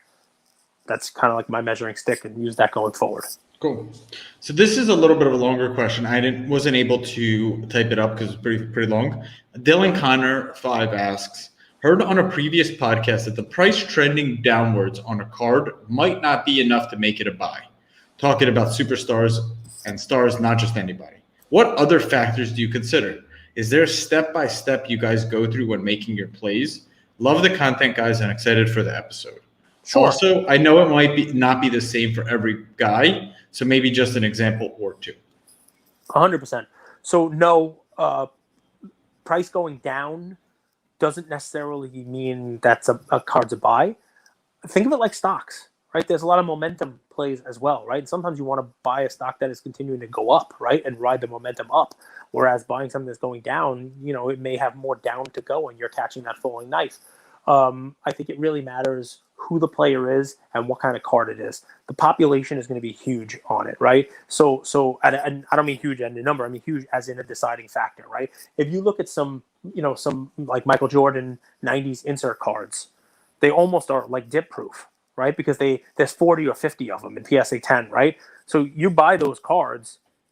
If you don't buy it now, the next time it comes up for auction, it's probably going to be more money. You know what I mean? Like, because there's less and less and less of these things. And you see that if you check, a great resource, guys, is PSA's own website. If you click in, go hit Pop Report. It's right there on the right side. You don't even need an account, right? Click Pop Report, put in the type of card you're thinking about buying. You go right in, you click Pop. They'll tell you what the Pop is. But then you can also click APR on the cards, right? And if you click that, it'll actually show you auction prices, how it's done. And you can get a year's worth, 2 years worth, depending upon how many of them there are. It could be a month's worth if it's a really liquid card. And you'll see the trend on the card. It's free. You don't have to pay for a membership for it. You don't have to do any of that stuff for it. It'll have the Goldin auctions. It'll have PWCC auctions. Have that stuff. You can also look for the card in PWCC's own auction archive vault, also free, right? You don't need a membership. You don't need a subscription. You don't have to pay for any of this stuff. You got all this data out there. What I would say, I said Lighter was going to go. Lighter just went number 2. Al Lighter's kid. So anyway, real quick, to answer the question, there is no hard and fast rule, right? If a card is going down, it's probably going down for a reason. What I would check is it a card that people have sent into PSA a lot in the last year, right? Because let's just use, let's use Ja Morant's Optic, right? It's going down. Ja's good. They snuck into like the playoff play-in kind of thing. They ended the season pretty well. He looked healthy. He was coming off of an injury. And that card's going down, and you think, all right, you know what? That might be a buy-in, buy-low candidate, right? But you got to think to yourself, all right, even if that card starts to get a little more demand, which is what you're looking for, you want that price to go back up. You need demand to do that. That demand is still going to get pushed down by the increase in supply that's still coming back from the backlog, because that was the exact kind of card that people were subbing in group subs like crazy, right? And this is also public information. Check those group subbers. They're always publishing. PSA, this is who they graded the most. This is top 10 cards graded, top 10 people graded, month over month. Last week, this is who was graded the most. All this information is out there for you guys. Now, if you're collecting, a rarer card, a gold, right, or a numbered Prizm card, like I'll give you an example where price has gone down and it's an indicator, and you use all the evidence that's out there, right? Trey Prizm PSA 10 red. I own one of these, so I said I was going to announce these, right? So that's a card that there's not going to be a flood of people sending those back in, but the card has come down. That was a card that was, $8,000, and now it's in the threes, right? So it's come down, but it stopped coming down, and he's good. And basketball will start up again soon, and I think that's going to go back up. He's someone who overperformed expectations, but because it was still a down market, he got dragged down, and it's a card that's not going to get subbed very often, if ever again. But I'm lucky, and I'll give you a little bonus tidbit here. Whenever I take that card out, if I put it in a box of cards, I bring it to a trade show, I bring it with me to someplace and put it in my stack of cards that is available for the right deal, it's the first card everybody puts on the top of the stack. Will you move this one? How much you want for that? Tell me what it is. And 2 or 3 people will come around and say, I want that card. How much is it? And I'm like, okay, he gets first shot at it, blah, blah, blah. And I also have my own, if you never know which way you fall on a subject, I always say flip a coin. I did it to Andrew once too, and he got really mad. And call it in the air. and you'll know where you want it to be, right? And I've noticed that even though everybody wants that card, I don't sell it, right? So here's all the ancillary stuff. You can look up the pop, you can look up the sales, you can look up the trends, but it's also the way people feel about that card, right? And then how you feel about it yourself, right? And if you get enough of those things, right, it's stopped going down, the person's overperformed, there's not going to be a glut of supply coming back into the market. People are asking about it. When people post it, you get a lot of good comments, wow, fire card. And then I don't even want to sell mine, even if I get a decent offer for it, that card is going to go back up. So I love it. What's up, courtside view? What it do, baby? What it do, baby? I'm excited. I'm excited for the Suns Bucks game 3. It's gonna be fun. A few quick questions. So start one, bench one, cut one. Kyler Murray, Daniel Jones, Carson Wentz. Start Kyler, bench Jones, cut Wentz. Right? All I right. think. Go ahead. Boomer bust. You could explain yourself. Sorry, I didn't want to. I mean, I really like Wentz, and I think he's going to be fine. But I think Jones has, a little more upside. We've already seen kind of like what the ceiling is for Wentz. If Saquon Barkley stays healthy, he could be a real great, check down for Daniel Jones. Daniel Jones, if he doesn't trip himself running towards the end zone, he could be a real mobile quarterback and do some stuff. And the ceiling on Kyler is just so high. Wentz, everything has to break for him. And it could go well. Those are 3 good guys. But if I got to put the order, that was the way. So let's see. Boom or bust next season. Go ahead. I'm not a Wentz guy, but I think it'd be foolish to not consider buying low, because his cards have gotten pummeled, and he's going to be behind the best offensive line with Jonathan Taylor. That's a good offense. Things could click. Boom or bust next season. Jaren Jackson, Tyler Hero, Kobe White, Ben Simmons, Kevin Porter Jr. Okay, Boom. so Jaren Jackson, bust, so I'm gonna Tyler do Hero. Oh, you got it. So bust Tyler Hero, definitely. Right, so we're in agreement. You say boom, Jaren Jackson Jr. I like Jaren Jackson Jr. I'd be midway. If I have to put him, I don't think he's gonna boom. I don't. I mean, He's a monster. We've seen him Dude, play. He's 7 foot tall, dude. 7 foot. He's one of the best 3-point shooters in the game. One of the best defenders in the game. He's. I know good, you love man. him. I think he's going to be injury prone for his whole career. He's a big guy. That's not fair. But we've already seen it, so it is fair. It's not that he's just been drafted and I say, okay, out of nowhere, I'm pulling a rabbit out of a hat here and say he's going to be injury prone. And we also saw an injury that shouldn't have taken that long for him to come back. It took him too long to come back. So I wouldn't be investing in him. I'm not saying he's a bust. I'm going to say these 3 guys, Ben Simmons has a chance to be a buy low candidate right now. All he really has to do is, change everything about his game and be great again. No. So Kobe White, I'm going to surprise everybody here on this one. I think he's going to be a bust next season, only because there's only going to be so much ball to go around, right? And he doesn't need to be a boom. He's a guy I liked, like I like Devontae Graham, because they had nobody else there. But once you get somebody else, he can take – he's like a chameleon. I've used this a couple of times. Like, he's going to blend to the role you need him to blend to. And if he doesn't need to go out there and score 25 points, he's not going to do it. He'll let Levine score. They'll let Patrick Williams score. He'll let other people score. And he's not a place I want to put my money. Same thing, Kevin Porter Jr., right? I mean, ultimately, that team is not going to just be garbage and say, okay, Kevin Porter Jr., go ahead and take every single shot we have. That's what happened when they brought him out of obscurity and pulled him out of the G League this year. That's not going to be their offense next year. So I would be selling in this list. I'd be selling Kevin Porter Jr. I'd be selling Kobe White. I'd be selling Tyler Hero. I'd be hanging on to Ben Simmons and Jaren Jackson Jr. To me, Jaren Jackson's head and shoulders above the rest. My issue with this happens a lot. I think fame got too much to Tyler Hero's head. And you go through his social media, he always thinks that everybody's either for him or against him. I think he's way too much in his head and not enough in just how do I get better as a player. And you guys know I'm a huge Tyler Hero guy. So Dennis Patrick Sender, guys, we're going on an hour and a half. I told you it was going to be a marathon episode. There's nothing we could do. There's a lot of questions. We hit our record numbers in the live. Dude, you got to read this question. This is great. I will. We're going to be doing an MLB All-Star break kind of midway through the season recap and preview sort of show tomorrow. So all you MLB fans, please make sure to listen to tomorrow's show. Dennis Patrick Zender asks, which of these future baseball stars of baseball will be will we be talking about being the best in the game a few years from now? Tatis, Soto, Acuña, Ohtani, Vladdy, or Greg Jeffries? Who will be the biggest disappointment? So you know who Greg Jeffries is? No clue. I thought it was weird typing this question up. So Greg Jeffries was all the rage in 1988.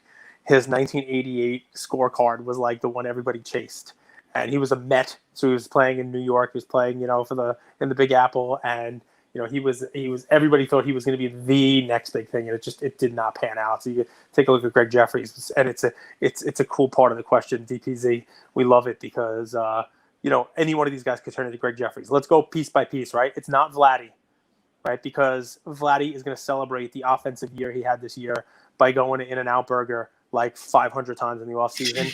And he is the poster child for he'll play until somebody gives him a contract, and then he's going to go Jamarcus Russell on everybody. He's going to be 400 pounds. He'll hit some home runs, but he's not going to be able to play any real position anywhere. He's going to be, he'll be, for the second half of his career, he's going to be, a blimpy DH somewhere, and he'll have great numbers, he'll hit home runs, but he's not going to be somebody who you're like, wow, that was an all-time great, right?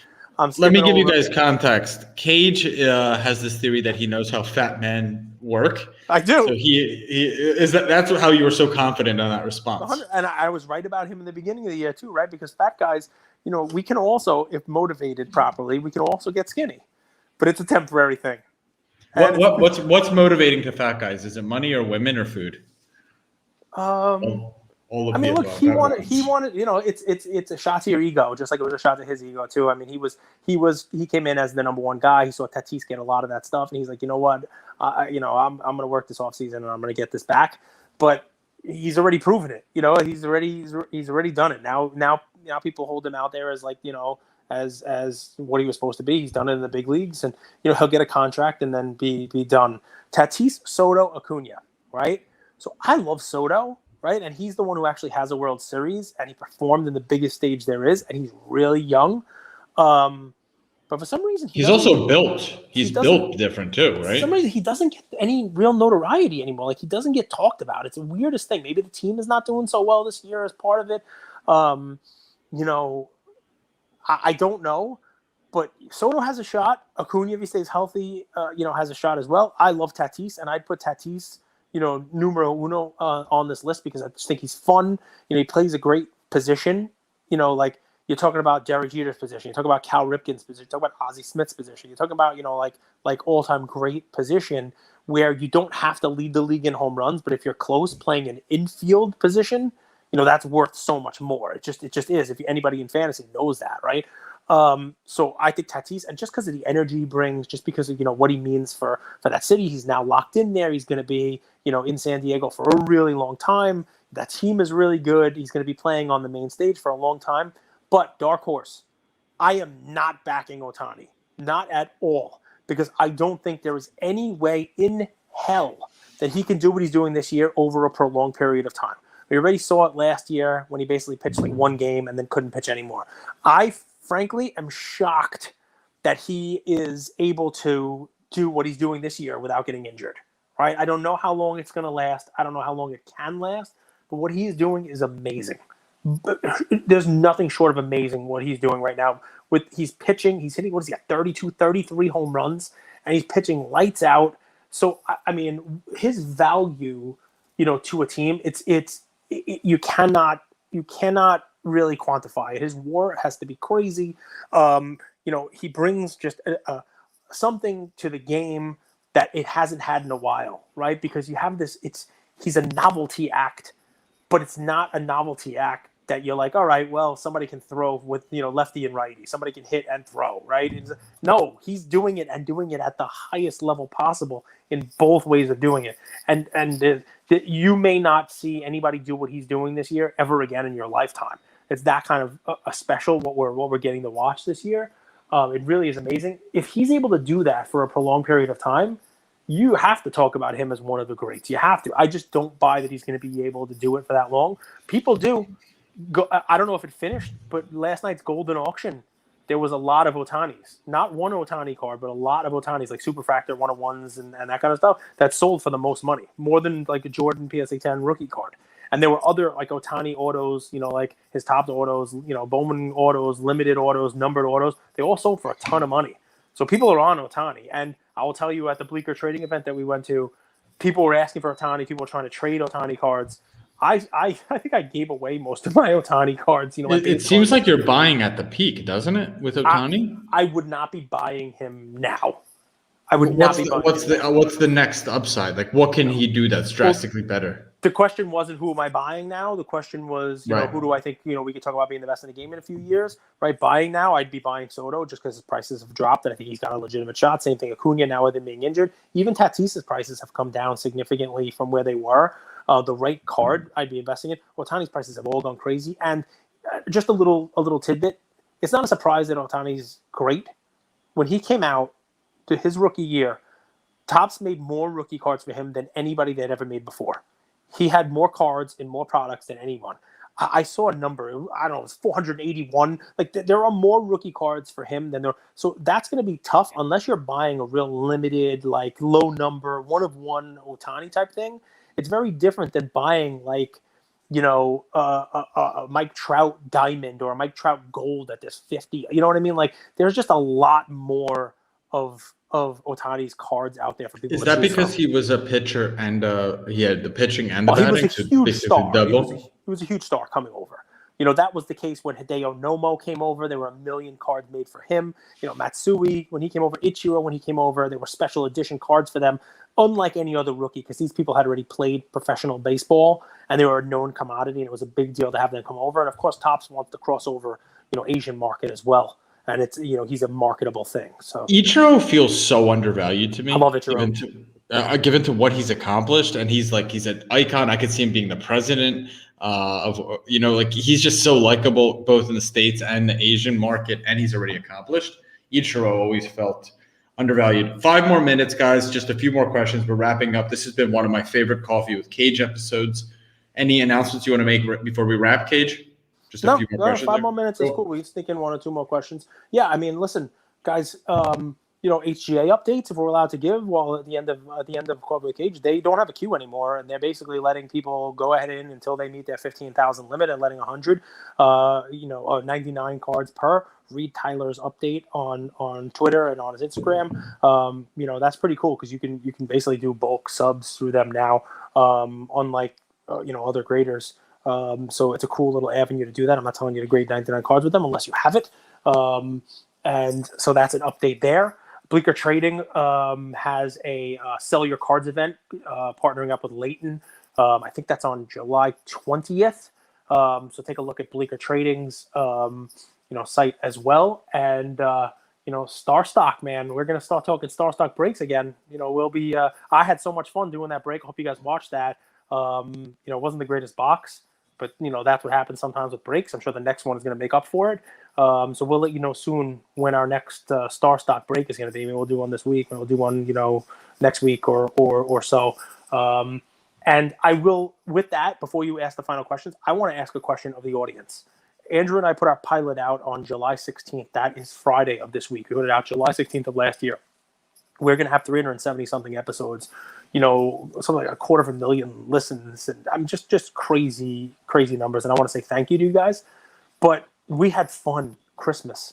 We did New Year's Day. We did like a Zoom with, a bunch of people who were interested in doing that. We turned it into an episode and lots of fun.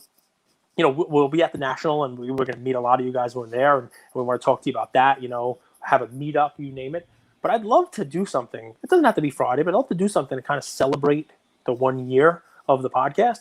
I'd love to know what you guys want, because, the one thing I like to, to keep in the back of my mind every time we do this, it's a little Andrew, right? He's my little Jiminy Cricket, right? It's always be providing value for our audience.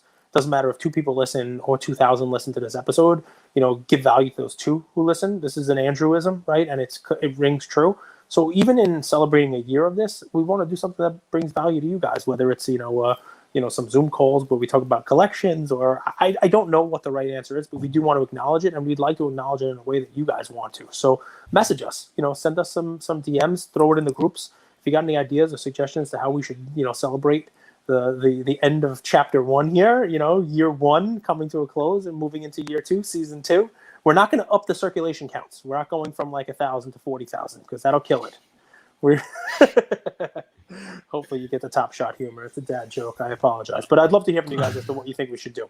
Go for it. Last few here. So Plant Street Collectibles asks, with more excitement coming into the hobby, with the new football season starting and Trevor Lawrence rookie cards hitting the market, basketball season coming up again in October with a run of excitement, baseball playoffs, World Cup next year. Do you see these future excitement points in the hobby being as big as they were last year? Could the market reach new highs again over the next year? Or do you believe the best days are behind us? I don't believe the best days are behind us. I think different days are ahead of us, right? I don't know that there's going to be a huge boom cycle like we had where basically everything is going up. And those events, by the way, if you think about it, they have to cut the right way. People have to perform in those events too that you're investing in, right? I mean, we just watched the Euro Championship go down, right? Who was holding cards of the Italian team, right? Who was pumping up cards of the Italian soccer team, right? Nobody. Everybody was talking about Mbappe. Right? Oh, wait, hold on to your Mbappe cards. Wait, Euros are going to be there, and he's going to show up and show out. He's going to win the Ballon d'Or, right? He's going to win. Did I say that sort of right? It's the right thing, right? Okay, I'm not a soccer guy, but and then Mbappe was invisible. I mean, we didn't do shit, and France got knocked out, and so just because there's an event there, that doesn't necessarily mean positive things for the hobby. Everything's kind of got to go. Look, if you're holding Messi. The fact that he finally won a championship is probably going to help some of your Messi cards. But I mean, Messi cards that's like a blue chip anyway for soccer, right? So the event in and of itself doesn't necessarily, make that much of a difference. Look, if the Bucks come back and win, Giannis cards are going to be good. People who are down on Giannis cards, I think they'll probably go up a little bit more, right? I think people who have bought Booker cards and Chris Paul cards, they're probably hanging on to it. So it's not just the events that are out there. Those events have to kind of mesh with hobby relevance as well. I hope I'm answering your question.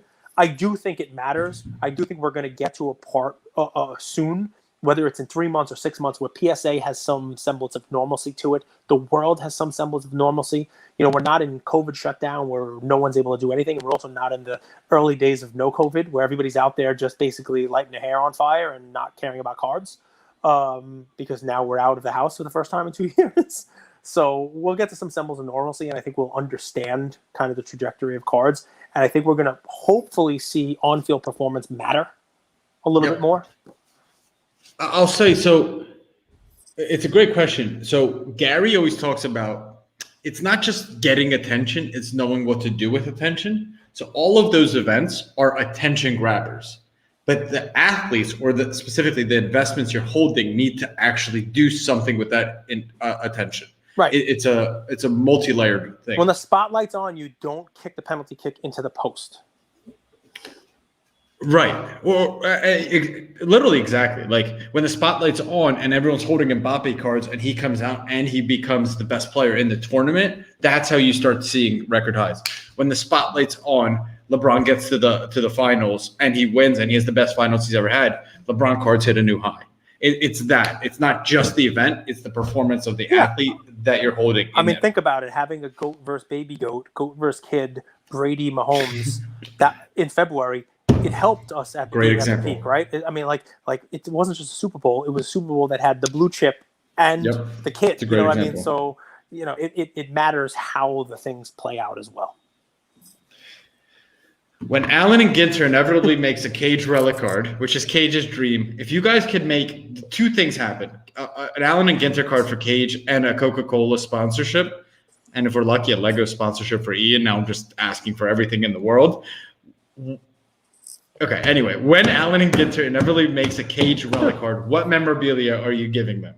All right, couple things. One, look how I beat this. This is my podcast cup here. Look how this thing, the stuff's coming off in my hand, right? This is my soda cup, so we'll give you that. I will have to give.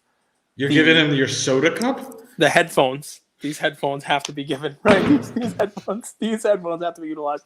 And maybe, just maybe, if they really want to get crazy, if they go full out and I'm getting an Allen and Ginter Cage Relic card, I will get a new phone and I'll let them put this phone that we have done every episode of this on, my iPhone 4, 6. I don't know what it is exactly, but it's an old That's one. crazy. They can have that little memorabilia. And we're gonna throw in Cage's extra large Goonie shirt. That's gonna be the memorabilia. Not for any other reason. He's not gonna fit into that shirt next year because he's gonna be a size large, 205 pounds, 15% body fat, just shredded. 15, That's our goal. 12, 10 maybe. Okay. Let's go. Great question. Make that happen. That would be awesome. How about a jewel? In like 60 seconds or less, Bowman Light. What's the deal with that? Do you know anything? Bowman Light release? No idea. Amazing. Good. Okay, Cage, tell me. I hate that. Go do some homework. Kate is of course. Final question. Don't make it long-winded. From the time you wake up to the time you go to bed, what would be the perfect hobby day for you? I hope we have the perfect hobby day one of the days I'm at the National. I'd like to wake up, be at a live show, and continue to meet as many of you as possible. I'd like to make trades. I like to make trades in people's favor. I like to people walk away from trades saying, all right, that was an easy deal. I'm happy. I walked away, doing well on that one. I got a card that I wanted. I literally want to meet as many people, that from the show as we can. I want to try to do this short here, but I want to meet as many of you as I can in one day. I think, perfect. If it's not the National, if it's something we can do, maybe at some point in time, as we're doing this podcast, I would love to have a Lucas Taggers and Bronze meetup. Me, Andrew, Conrad, and as many of you guys as we can, just cutting it up, having some drinks, doing a coffee with Cage live, for a couple hours, watching a game, watching an event, whether it's the finals or something like that. And, that really would be it. I got to tell you guys, I have easy taste. I have loved every day of this year. This has been a highlight. I mean, I can't believe that we're able to do this and talk with each one of you guys and do this stuff. The funniest message that I get is people say, hey, I don't mean to bother you. And I immediately have to write back, like, this is no bother. This is what we're here for. I want you to ask the trade question. I want you to, ask me what I think about these cards. I'm not going to always be right, but I will always answer you and I'll give you what I think. And I really, I enjoy doing that. It's not a lie. It's not BS. I really do enjoy it. I love what we get to do every day. And keep them coming.